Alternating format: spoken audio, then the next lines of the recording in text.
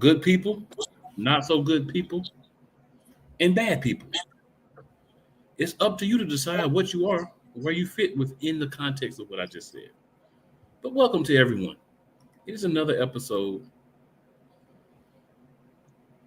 of Eagles Elite Podcast. I am your host, your boy, Cool McCain. I'm joined right here by the Diva. What's going on, Diva? Back from her sabbatical. What's going on?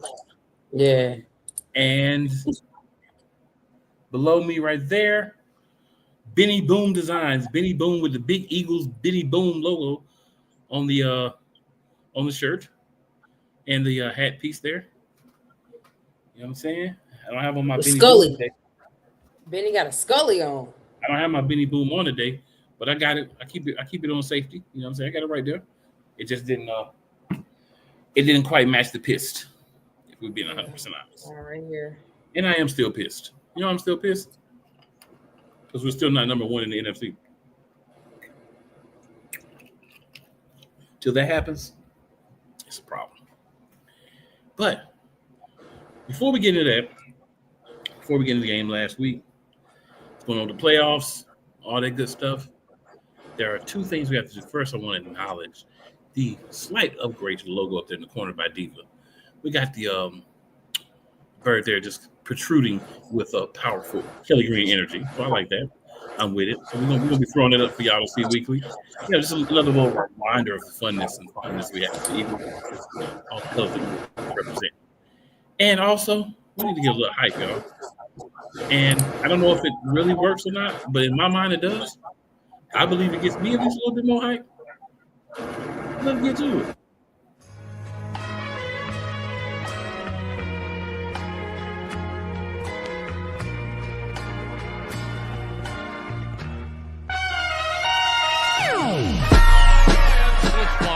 The kick is away, and the kick is it's good! And the Eagles win! It's hard to come to South Philadelphia and leave here with the win. You just don't come to Philadelphia and leave here with the win. Eagles fans everywhere, this is for you. Let the celebration begin.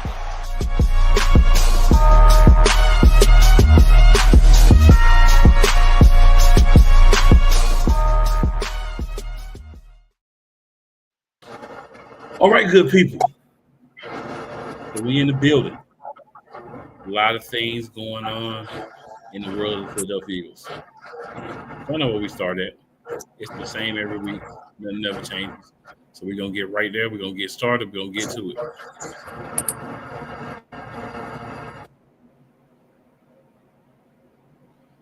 All right, Diva. Updates you would like to share with the good people. Well, we had a few injury updates. I think Fred Johnson was injured. He didn't play today. And Landon Dickerson didn't play practice today. But they are expected to play on Saturday. Of course, Lane Johnson is still out. So yeah, that's a little bit of what I know so far.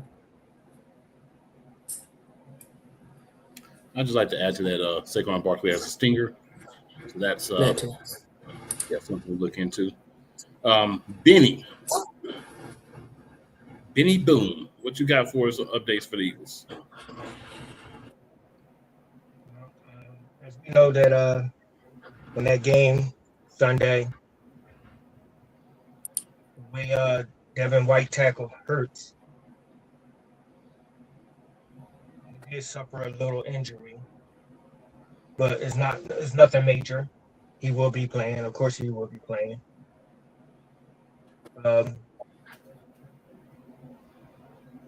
Also, Brandon Graham.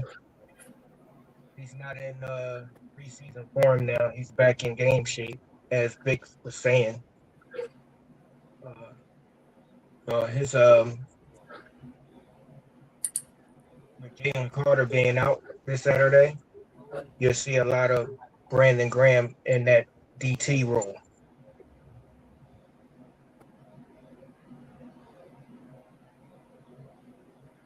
Anything else, sir? That's all I heard. I was more concentrating on trying to figure out where the heck your package at. Well, we got that settled.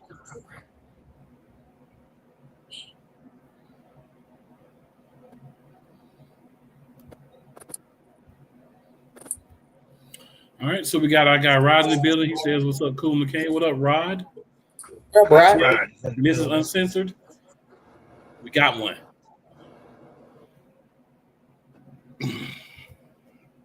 Speaking Rob, of getting one, what happened there Sunday, buddy? What happened?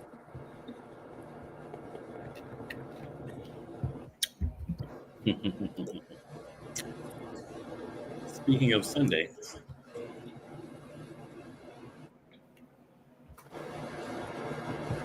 we believe in ladies first. So, who is your weakest link? I don't know.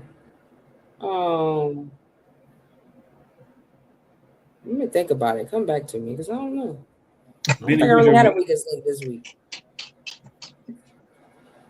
Oh, wow, that's a tough one. I'm still going to go with all the news I've been hearing lately, so far this week, that there was a mystery person in calling the plays. That wasn't KP calling the plays. If y'all all remember, our quarterback coach was Bowling Green head coach, who also know how to call plays. Mm-hmm. Since that is coming out more and more, KP is still my weakest link to this offense. Well, my weakest link to the team is Nicholas John Sirianni, because as long as he's the head coach, unless he's able to put the right people in places, it's going to be a problem for us. My weakest link is Howie, because he let all this happen. It's Howie's fault. Okay. Yeah, this is Howie's fault. I don't want to go that way. My weakest link is Jeffrey Lurie, because he owned the team and he should take total control. Tell him get it right or get him on out of here. He said he ain't worried about the offense. So here's the thing: if you want Jeffrey Lurie to take total control, then you want our team ran like the Dallas Cowboys are running. If you don't want, let me rephrase that. Our owner need to hire competent people, not incompetent people. I mean, I think he should have a talk. I feel like if you could bring AJ Brown in the office and talk about social media, you damn sure can bring. He did that. Nick Sirianni and Howie in to say, we hiring a consultant. Now that I can vibe with, that is fair. So this one should be a little bit easier, Diva. You should be ready for this one.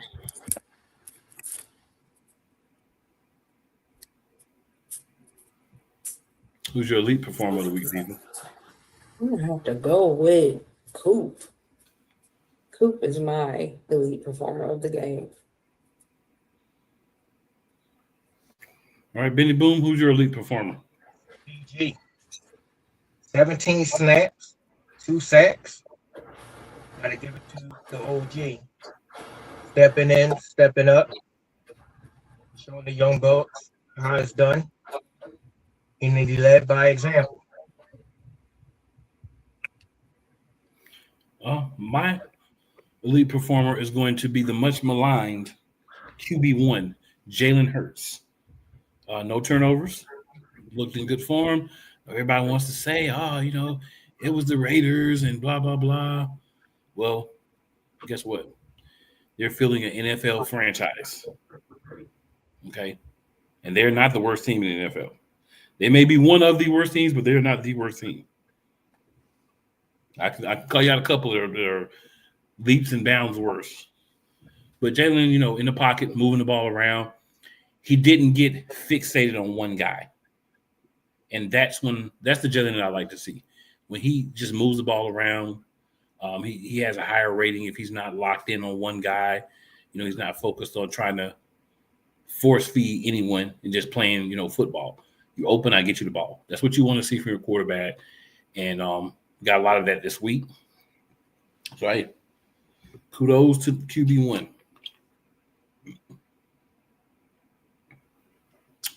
People were begging for Tanner McKee last week.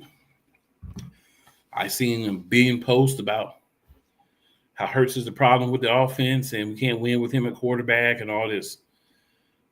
A lot of those same guys were to be found. I made a post this week where I said, hey, where's all the guys that was talking all the trash about Hurts last week? Where's the energy at? And it's like, and these are fans of the Eagles. Just relax. It was the Raiders and blah, blah, blah. They're not very good. And I said, well, you still have to execute. You have to execute no matter who you're playing against. And if you're going to dump on your quarterback and you're going to, he's not a very good quarterback, and, here's his numbers. I've said this several times when people try the numbers argument with me.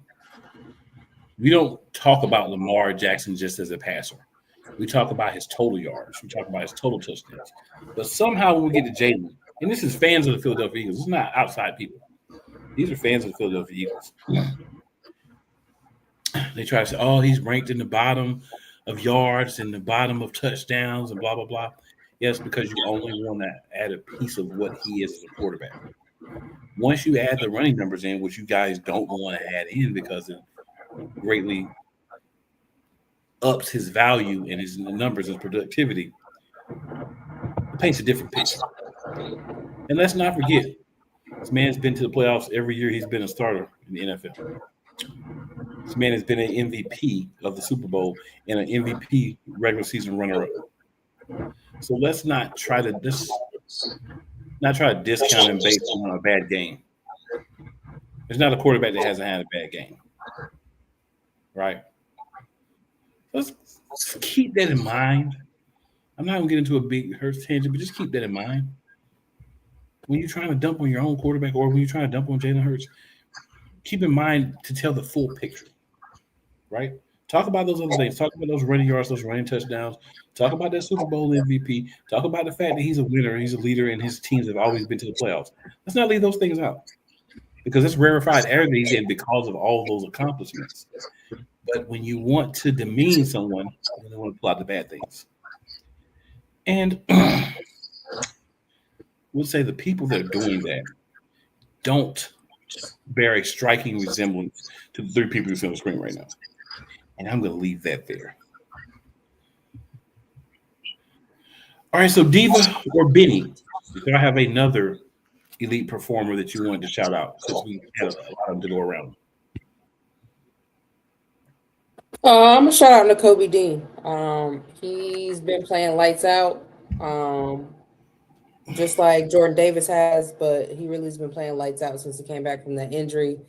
And this is what we've been wanting to see from the Kobe Dean for several years. I mean, I know he showed, glimpse of what he could be, but he's really played lights out since he's been back. So I kind of hate it for my boy Campbell because he's been benched instead of rotated out. And he was on his way to, being possible one of the best rookies in the NFL. But yeah.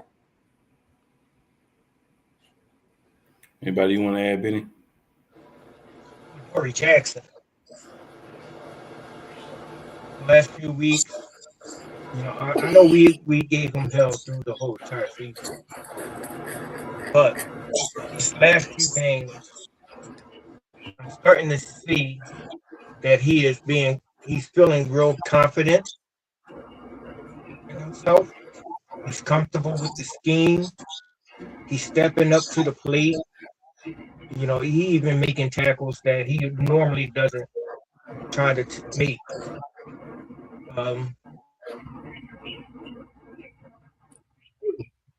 He's starting to compliment Q. I ain't gonna say he's doing it like Slay, but he's being a nice compliment for Q. Even though Q don't get that, they don't target Q the way they target CB2. But when they target him, he takes on that challenge. He gets, receivers get catches, but majority of the time, I'm starting to see that he's taking advantage of of the targets that is they taking on him, and he's stepping up. I give him kudos. I don't know what happened, brother Cool Man. There you go. That made you cut yourself out the whole feed, didn't it, bro? So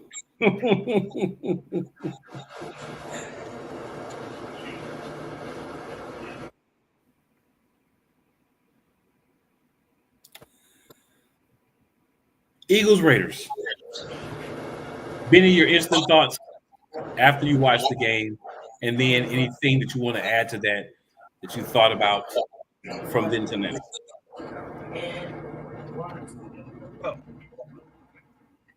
Well, I'm tired of people saying, "Oh, it's just the Raiders." Look, every team in the NFL is a professional team. You have bad teams, not bad players. So when I look at this Raider team, they don't get blown out. They scored against Dallas. They scored what, 16 points? Okay, Dallas did beat them, but they at least scored 16 points. They ain't scored nothing on us. And it doesn't matter if they didn't have their starting quarterback. Even with Geno Smith, if Geno Smith would have been in there, he wouldn't have did no better. Our defense was playing lights out. You know, this offense that came out, kickoff, they put their foot on the gas, and they never let up. And that's how I like to see our offense play. You get the lead, just because you got a lead, you don't take your foot off the gas. They kept that foot on that gas. And I'm hoping that it would transpire over to the next game, because this next game, we got is going to be tough. All divisional games are tough. But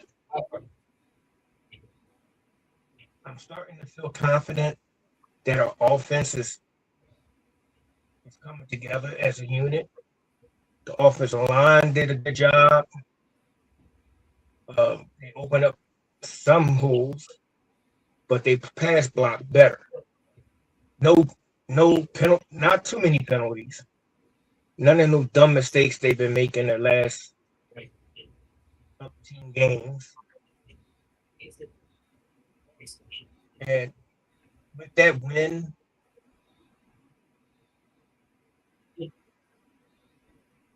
and I'm having fun on that field. This week should be a good week for practice, and they should be focused to make this run, and hopefully a deeper run in the playoffs. Offense, I give you kudos. But like I tell everybody, yeah, I like offense, but my thing is defense. I love defense, because if you can stop a team from scoring, that's very hard to do. Very hard to do. And playing the Raiders, you're supposed to dominate like that. You're supposed to dominate that team like that. You don't give them no time, signs of life. You have to dominate. You have to make them give up, and they made them give up.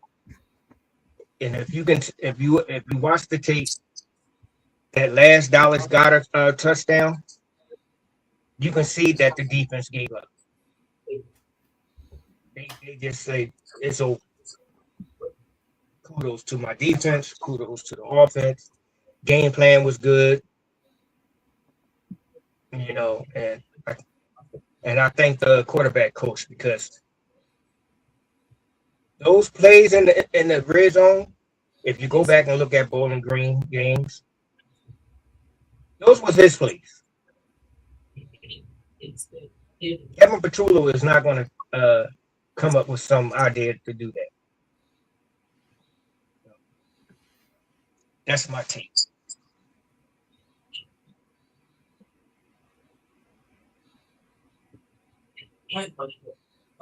Diva, your thoughts?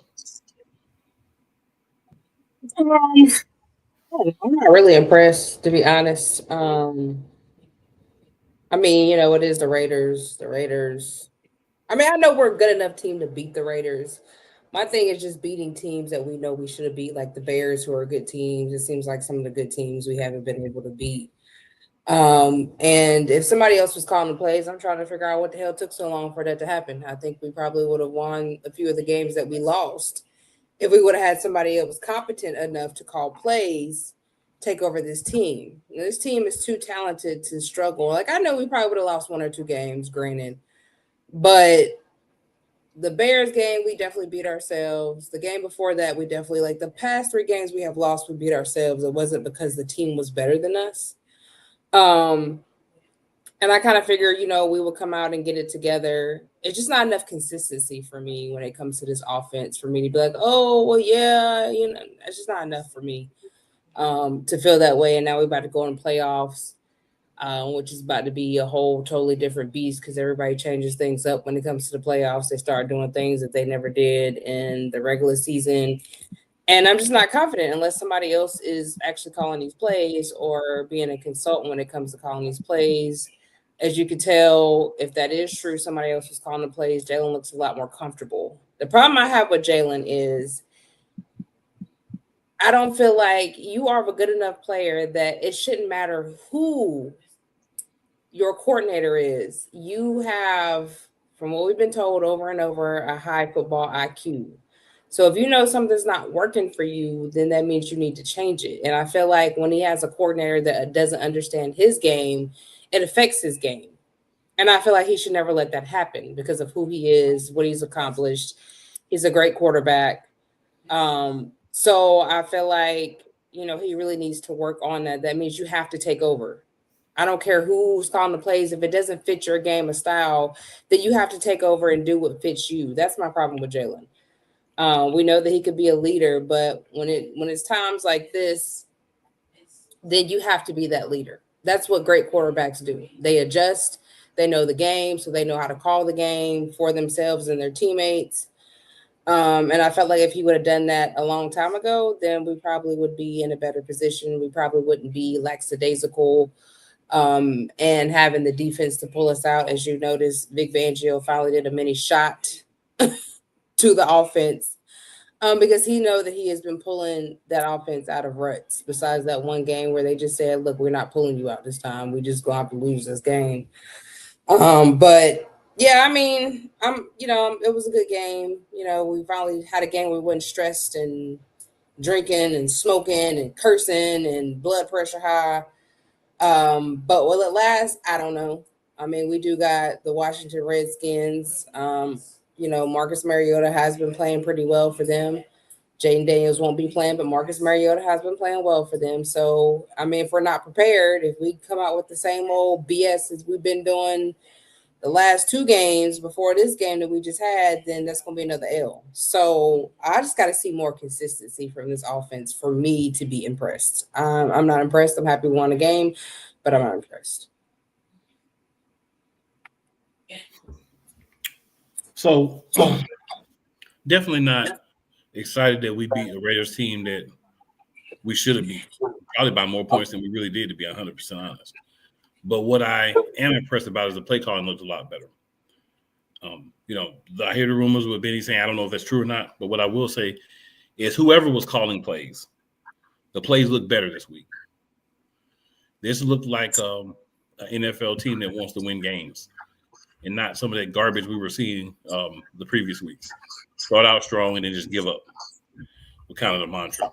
Now, I have a feeling some of you might follow me, some of you might not. You may think I'm an idiot, whatever. I believe that one of the things that has hindered the Eagles this year is hard knocks in season NFC East. Because think about it. How many people will watch Hard Knocks if the Philadelphia Eagles had a 4 or 5 game lead and there was no one else in the division that had at least an opportunity to win? So, you know, adversity. Yeah. So a little adversity, you know, a little bit of you got to lose a couple games here, you know, just to keep Hard Knocks viable, I think could be possible. Now, my concern is let's not argue. Let's just assume that my guess is correct, right? Let's assume for the sake of argument. There's another part to that could be real crazy. Now you want the team, or another team has to try to reset and start back winning. So it still gets to the same point. It's just how you get there. I also think the Raiders game was a much-needed get-right game. The Commanders, I agree, are still going to be difficult, but without their quarterback, it's going to be harder for them to win. But that doesn't mean the Philadelphia Eagles can let their guard down. We're kind of in playoff mode right now, to be 100% honest. We're in a position where we're fighting for seeding. I think we've established that the NFC South winner is going to be the bottom, the 4 seed. Nobody wants to win a division between the Panthers and the Buccaneers. Going to come into the last week of the season. We can clinch our division with the win this week. So that's, that's something to look forward to. And that happens because we won last week. And, of course, Cowboys lost. I also think focus. Excuse me, I got a dry throat. Still been a little under the weather, but not like I was. I work outside, so it is what it is. Focus. Just a matter of saying, you know what? We've got to go out and we've got to execute on the offensive side of the ball and the defense. Still depth.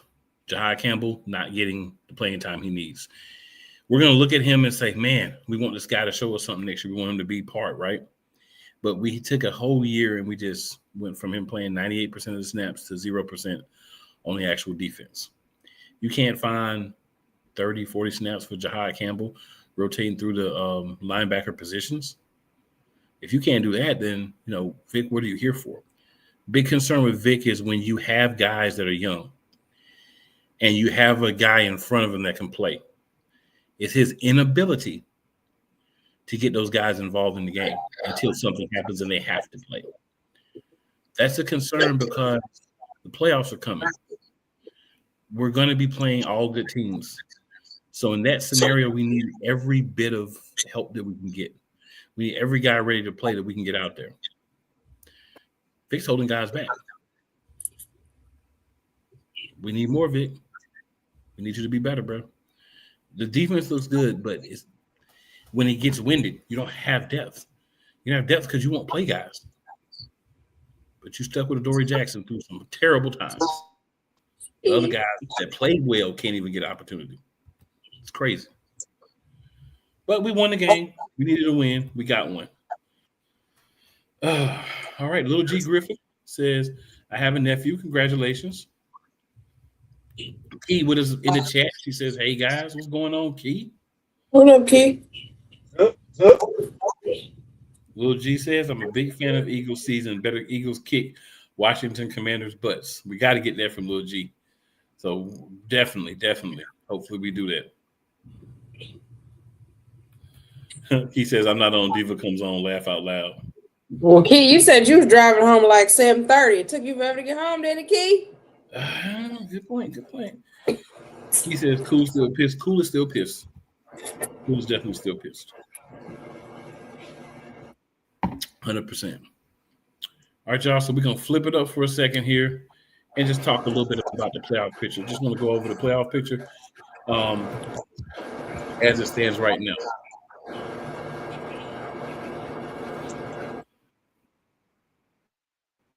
So it's going to take a minute for that to come up because why would it not? Anything else would be civilized. It's funny, guys. Like I say every week, I pull this stuff up early. But it don't even matter when you need it. You got to reload it. You see. All right. So over in the AFC,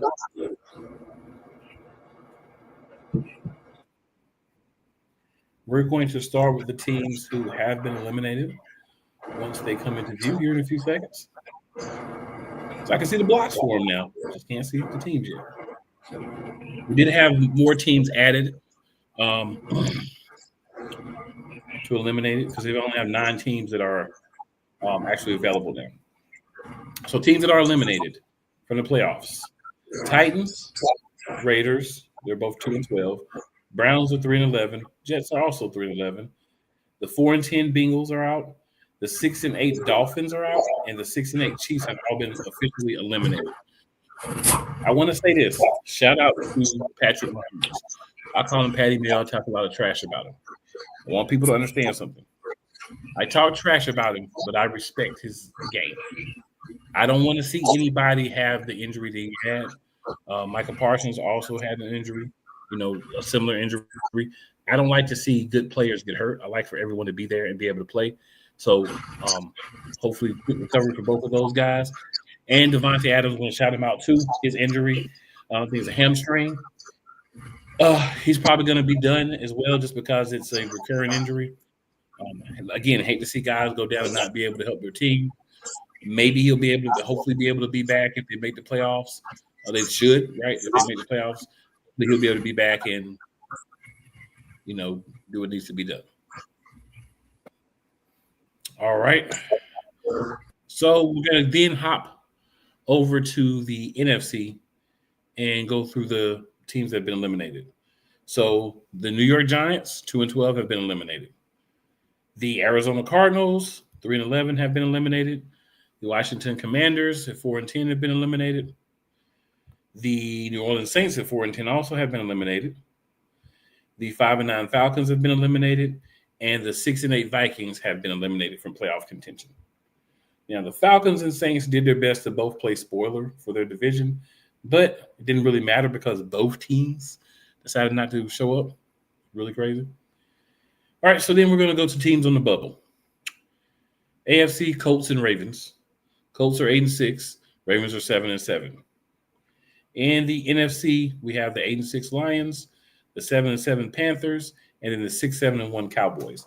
The Cowboys can be officially eliminated if the Eagles do win this week. We'll see if that happens. No guarantees. The Panthers are only in the hunt for their division. They can't get a wild card spot. They're 7-7, and the Buccaneers are also 7-7, but the Buccaneers hold the tiebreaker in common opponents as of right now. The Buccaneers and the Panthers play twice in week 16 and 18, so they can decide their own fate. If the Panthers can win both of those games, they'll win the South. If the Buccaneers wins one of those games, they win the South. Another scenario for that, I'm only talking about this because it's so close. For the Bucs and Panthers, if the Panthers win against the Bucs and then they win against Seattle the following week, they would win the division actually as well because they would flip the common opponents if the Bucs lose their game next week. So a lot of if this happens, that happens. If that happens, this happens. But the South is so very close that it's kind of interesting, especially how that schedule ended up. All right, so guys, any thoughts on bubble teams or eliminated teams before we move on to the teams that have clinched and then those that are vying for clinching and spots?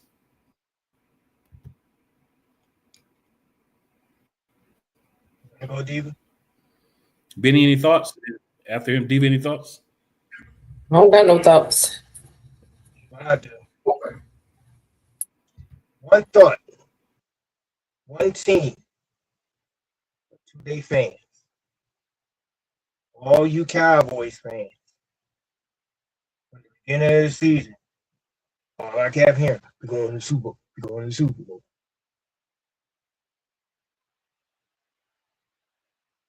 You're in the bubble. The Eagles is not going to fold. So your moms will just gear up, regroup, figure out what y'all going to do with Pickens, get some defensive players, get ready for 2026. Because y'all going to be sitting on the couch. If the Eagles come out and do what they got to do Saturday, 8 o'clock, Cowboys Nation, y'all be sitting on the couch.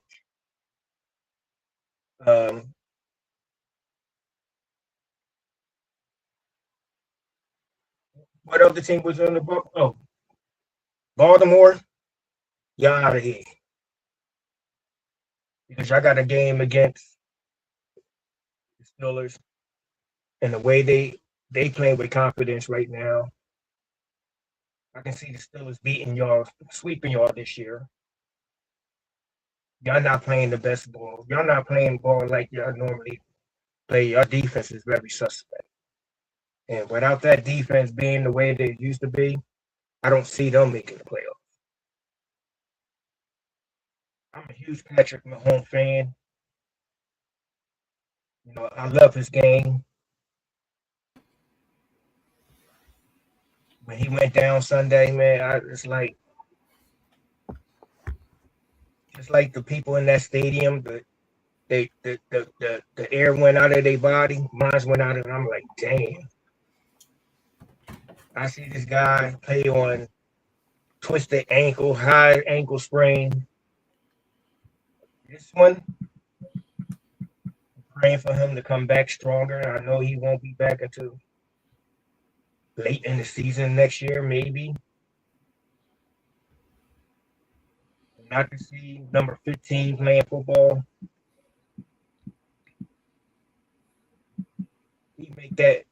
He makes the AFC very interesting because when you have him on your team, anything can happen. Anything can happen. Ben, I did want to throw in, I figured you would bring him up. So apparently his recovery time is going to be quicker than anticipated. What has happened is he had a complete tear. Normally you don't get a complete tear, you get a partial tear, so it's harder to repair, but he had a complete tear. So his time frame for return is really going to be right around the start of the season next year. Hoodoo, that's good. That's good. That's good. And he's still young. Now, I will say, even though he's young, you know, that this type of injury, it normally takes you a full season or a full year to get back. So I think we're not going to see the same Mahomes next year. We're going to see him be able to do some of the things that he likes to do and not be able to just from a athleticism standpoint due to the injury. He's going to be more in the pocket. Yeah, and I think we're going to see some shakeups on that Kansas City roster. But, you know, that'll be a conversation for another show for another day. Right. Speedy recovery, brother. Speedy recovery. Yeah, carry on. I just wanted to throw that out there.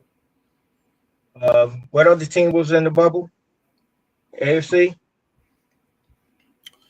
AFC on the bubble. The Colts. Chargers, right? Nope, the Colts. Colts. Yeah, Colts. The Chargers are in fifth place. They are not on the bubble. They got a game against Houston coming up. I don't know if it's this week or next week. I don't see them making it. 49ers. 49ers? Mm-hmm. I don't see them making it. I mean, bring back Phillip Rivers, 45 years old. I mean, he did pretty good. He did pretty good. But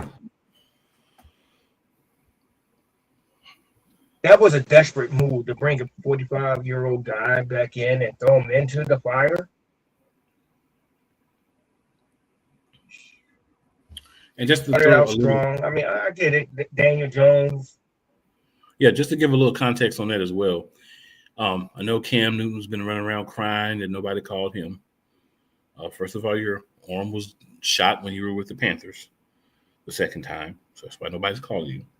But in this specific case, Phillip Rivers has a relationship with the Colts coach.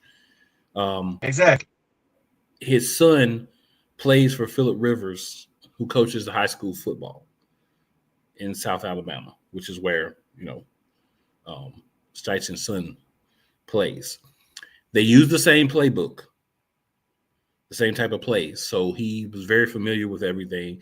It wasn't going to take him time to get up to par on the playbook and understanding what to do, routes and concepts and whatnot. Because, again, as the head coach of a high school team, he runs the same type of plays. So while it was a desperate situation, I'm not trying to take away from your thoughts there. I completely agree. It was a unique situation because Rivers already knows all the stuff. I hate that he has to push back his Hall of Fame attempt another 5 years because once he played a snap, comes off the Hall of Fame ballot, and he had made the semifinals. Can't be an active player and be in the Hall of Fame ballot. Exactly. So just want to throw that out there. But, go ahead, sir. I just wanted to, since the information was there, I read it. I want to make sure I try to throw it out to the good people. It's going to put a lot of – now teams is going to make him beat him because just like they key up on Saquon to make Jalen beat him, all the focus is going to go to Jonathan Taylor. Without if they well, I got confidence in Shane Steichen. He'll figure it out. But it's going to be hard for them. It's going to be hard for them to make the playoffs. Would that make, if they don't make it, would that put Shane Steichen on the hot seat? No, I don't think it will because injuries happen in the game of football. But truthfully, I see that they don't have no confidence in Anthony Richardson. He don't even have no confidence in himself. I don't think the boy want to play football for real. Because if he want to play football, his head would be in the game. He's injured. I ain't know that. I thought he's injured. He got benched, but he's also injured. That's why he's not even getting a chance. He got injured. Those are my teams. Those are only 3 teams I'm saying that I don't think is going to come out of that bubble. Okay. All right, we've got 2 teams that have clinched playoff spots. One in the AFC, one in the NFC. The top seed, Denver Broncos at 12-2, and the top seeded LA Rams at 11-3. They have both clinched playoff spots. Now, keep in mind, this is playoff spots. Playoffs, not divisions yet, just playoff. Meaning they're going to make the playoffs, but where they're going to be has yet to be determined. Right. So, Diva, do you believe that the Broncos or the Rams or neither or both have the weakest chance of staying the number 1 seed in their conference? I think the Broncos do. You think they have? I think the Rams. The weakest chance, yeah, I think the Broncos do. Okay. I feel like the Rams are a better, team than the Broncos. Just because you have Matthew Stafford, who's been playing for thousands of years now. That team is just playing really well. They played well last year. So I believe that this year they're not going to let that opportunity pass them by. What say you, Benny?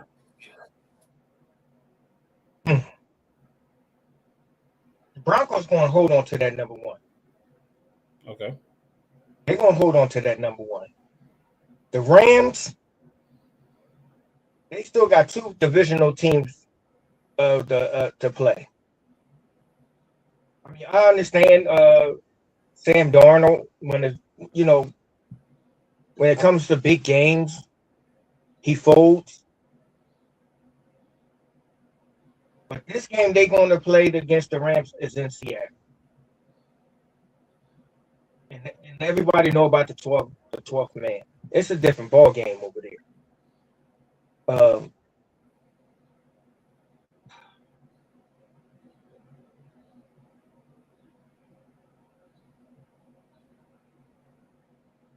If the Rams get that 1 seed, it's going to be on a slim margin. Because you gotta beat both divisional teams, San Francisco and Seattle. Now San Francisco got a lot of injuries, but Kyle Shanahan. Well, let's put it on. Most of Joey Bosa gone. He's gone for the season. He might surprise you with some stuff. And they play each other so well. I don't see the Rams sweeping San Francisco. I don't see them sweeping. Truthfully, I don't even see them sweeping Seattle. I think they can lose 2 more games. Okay. So back to the AFC teams that are in the hunt. So division leaders, which are the 2, 3, and 4 teams, Patriots, 11-3. They caught an L, but still comfortably in second place, and ahead of their division. In third place at 10-4, the Jacksonville Jaguars, and then at 8-6, the Pittsburgh Steelers. So the Steelers are starting to, try to pull away a little bit from said Ravens. And then we have the wild card teams. So wild card number 5, we got the Chargers at 10-4. Number 6, the Bills at 10-4, and then 7, the Texans at 9-5. I'll ask both of you this question, real simple. Do you believe that the Chargers, Bills, and Texans are the 3 wild card teams from the AFC? Yes or no? Benny, yes or no? I'm gonna say yeah. All right, Diva, yes or no? Mainly the Texans. No. Okay. All right. Then over in the NFC, up 5 spots. They're going to be doing this song and dance, it looks like, almost every week. We got the Chicago Bears at 10-4. They haven't clinched anything yet, playoff berth or division or anything yet. Third place, only 9 wins, which is why one of the reasons why that's still back there. Philadelphia Eagles, 9-5. Fourth place, Tampa Bay Buccaneers at 7-7. They're leading the NFC South right now.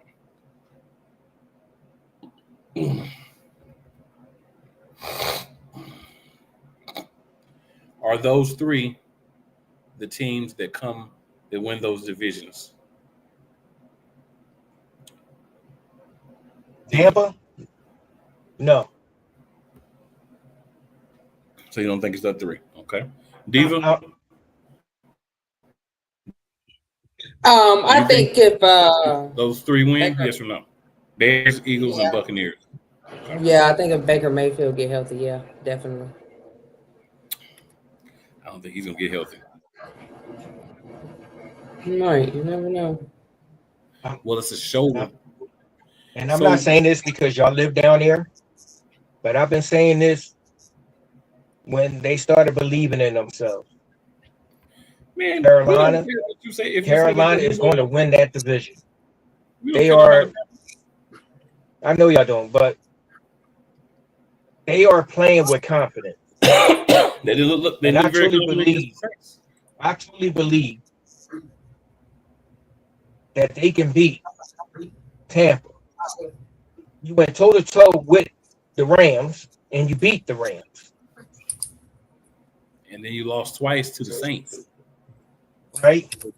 There's both sides of it. Don't that sound familiar? A team beat the upbeat teams and play down to their opponent. Well, here's the problem when you do that, though. When you do that and you're in the playoff hunt and you already are kind of behind the 8 ball, you can shoot yourself in the foot. Because losing to the Saints twice basically puts you in the position that you're in right now. Right. Because had they beat the Saints those 2 times and lost to other teams, they would still be up in the division because they would have a division winning record. So the way that they're losing is one of the things that's hurting them. Even if they're losing to bad teams, because those are division rival. I don't think the Panthers, I've said this all season, I don't think the Panthers are ready. I think they're either every other week.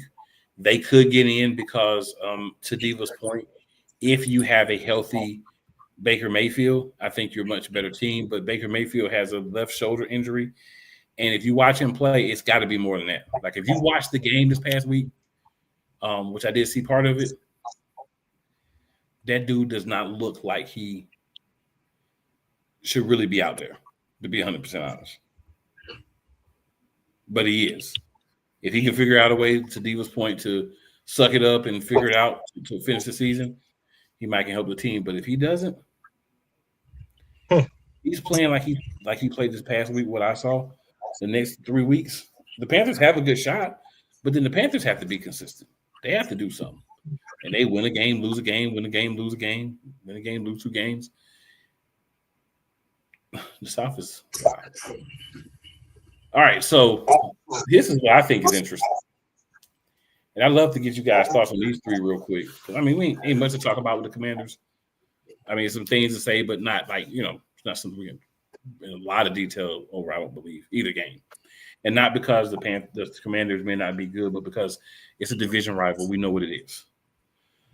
We've lost to the Giants and the Cowboys this year, so ain't no walking in with our chest puffed up thinking we can't be beat. The Seahawks are 5th, 11-3.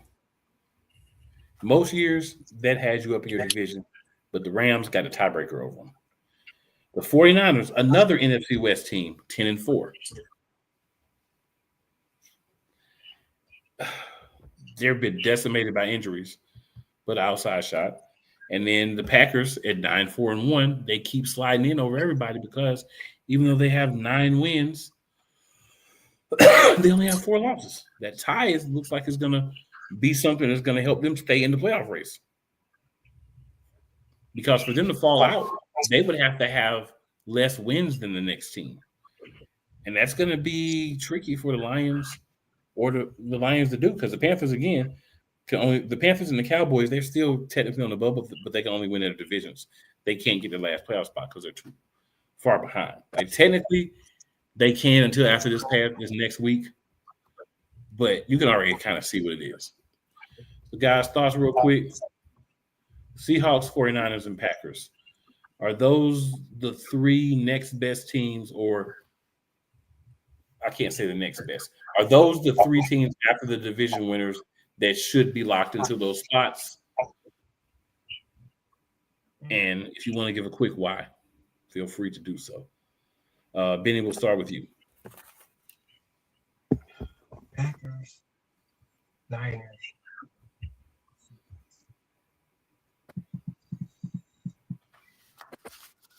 What do you say? Oh, you got the Packers and the Bears. It's this weekend, right? That tie, that tie really is helping the Packers right now. I'm gonna say yeah. And the reason why I'm saying yeah, because I'm only saying yeah to the Packers and the Bears. 49ers, just like Detroit last year, they dealing with a lot of injuries. Can they surprise somebody? Maybe.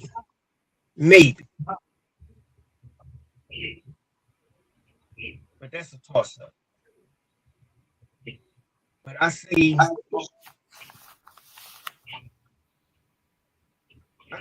can see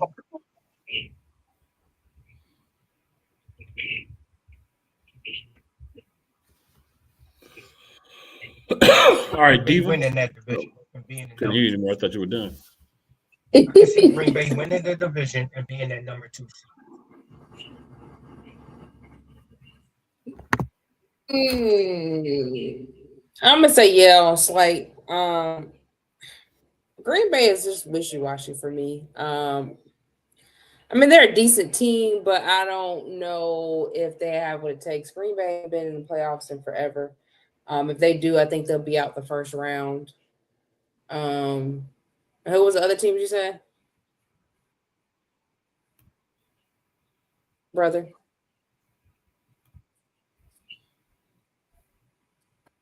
Who was the other team you said? Chicago and Green Bay, Niners, and Seahawks. Seahawks. I mean, they played a good season, but I don't really see them. Niners, it's a possibility for them. I think Green Bay would probably be over the Niners.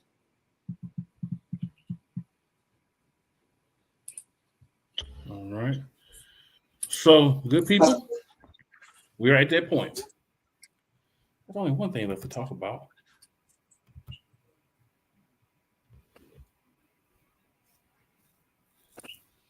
matchup, which I will be at.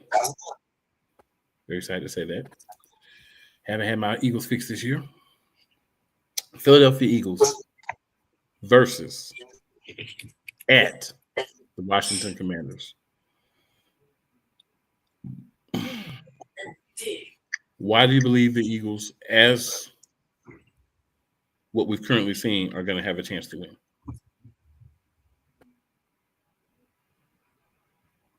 You're starting to have fun. I'm gonna go You're starting ahead to because have I'm about fun. to jump off here. But I feel like if the offense plays consistently and we have a good play calling and we come out there and we start scoring from first quarter on, I feel like we have a good chance. If we come out there on that BS and we get to stalling and we can't score not a point in the first and second quarters, we got an issue. I'm not worried about the defense. I'm never worried about the defense. As long as that offense comes out and play like they did on Sunday or when they played the Giants, I feel like we have a good chance to win. If not, then we don't. Benny? If they continue on what they did